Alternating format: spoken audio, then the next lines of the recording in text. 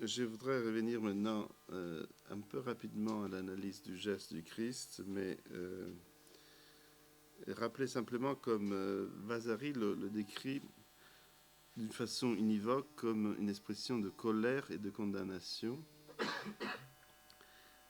alors que Condivi le décrit comme un geste double, expression de colère certes, mais aussi de douceur.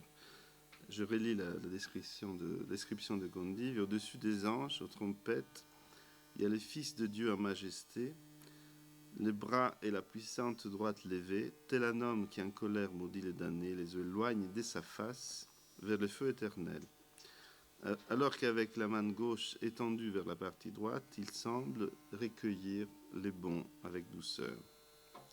Donc ça, ce serait donc la main la main de la condamnation et qui doit susciter la crainte. Et ça, ce serait au contraire le geste de douceur étendu vers les élus qui, d'une certaine façon, ils recueillent avec douceur.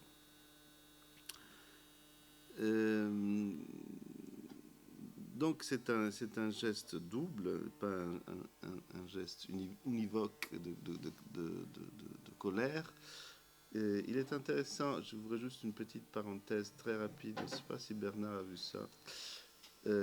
Quand Vasari fait lui-même un esquisse pour son propre jugement dernier qui est lié au jugement dernier de Michel-Ange, il corrige cette posture des bras du Christ, effectivement tous les deux tournés vers les damnés, vers la colère, et d'une certaine façon élimine cette polarité du geste qui peut être mauvais pour les damnés et bon pour les élus. Cette polarité du geste disparaît et devient univoque dans la représentation vasarienne qui réintroduit, comme vous voyez aussi, toute la hiérarchie ecclésiale et d'une certaine façon met de l'ordre là où Michel-Ange avait produit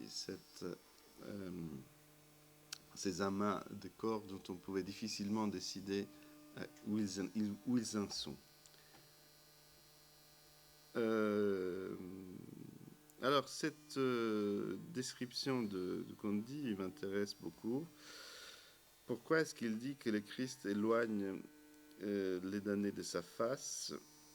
Parce que ce n'est pas une simple description de ce qu'il voit, c'est aussi une référence à un texte, plus précisément une lettre de Saint Paul aux Thessaloniciens, où Saint Paul lui-même se réfère à un autre texte, celui d'Isaïe, qui décrit la damnation comme la perte de la vue du visage de Christ. Cette privation s'accompagne de la perte définitive de la ressemblance au Christ. Par contre, au moment de l'élection,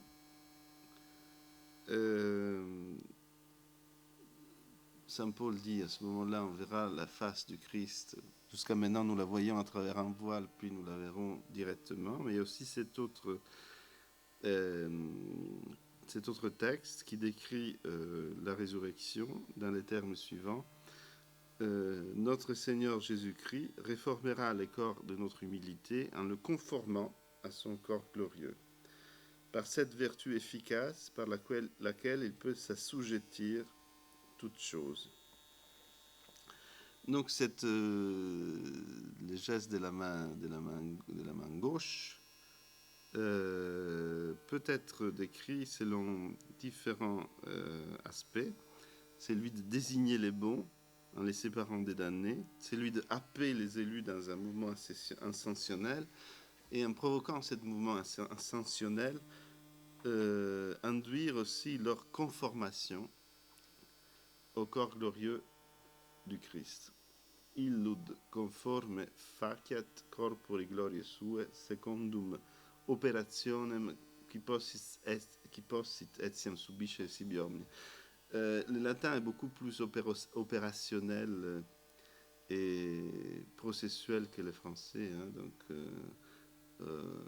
c'est vraiment une opération qui peut se assujettir toute chose.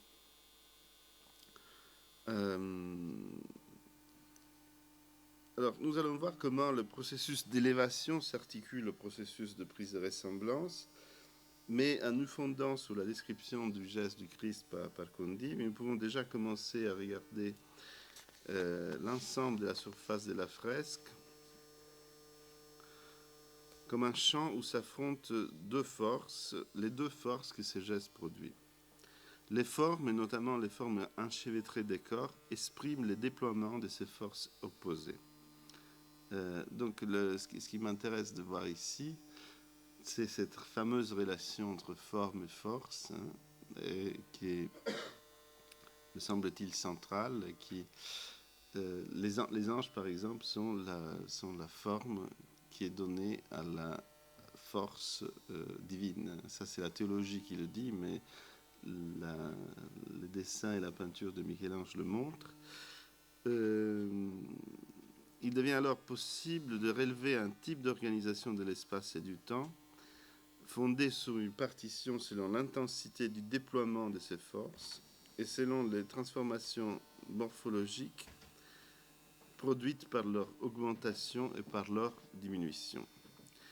Cette organisation que je décrirais comme bipolaire et morphogénétique. Pourquoi morphogénétique? Parce que morpho, c'est la forme, et génétique, c'est l'engendrement. C'est donc une forme qui est engendrée par une impulsion qui produit donc une morphogénèse, donc une production de forme. L'exemple qu'on peut donner d'une morphogénèse, c'est quand on jette un caillou dans l'eau et il y a des formes qui se produisent et qui se répandent à partir de cette impulsion de force, morphogénèse. Dans la partie médiane de la fresque, le conflit des forces est le plus intense et on peut décrire un accord parfait avec la théologie. Les postures des anges qui aident les élus à monter et repoussent les damnés comme les formes qui figurent la force qui émane de la volonté du Christ. À l'extrémité supérieure du jugement dernier, donc plutôt là, se situe d'après mon analyse les formes les plus ressemblantes, qui sont devenues les plus ressemblantes au corps glorieux du Christ, et à l'extrémité inférieure, autour de Minos, les plus dissemblantes. La figure de Minos, je dirais un terme toujours morphologique, morphogénétique, occupe le pôle attractif négatif de ces champs de force, donc le pôle de la chute, caractérisé par une prise de ressemblance qui n'est pas au Christ mais au démon et que je décrirais comme conformation négative. Voilà donc la prise de ressemblance du damné au démon. Vous voyez qu'il commence à être entouré d'une spirale, alors que le démon l'est déjà. Et c'est ça que j'appelle conformation négative. Cependant, si cet affrontement de force et de forme, et cette relation tendue entre forme et force était la seule force active dans la fresque, nous aurions affaire à une dynamique qui exclut totalement d'autres volontés et d'autres forces à part celle du Christ.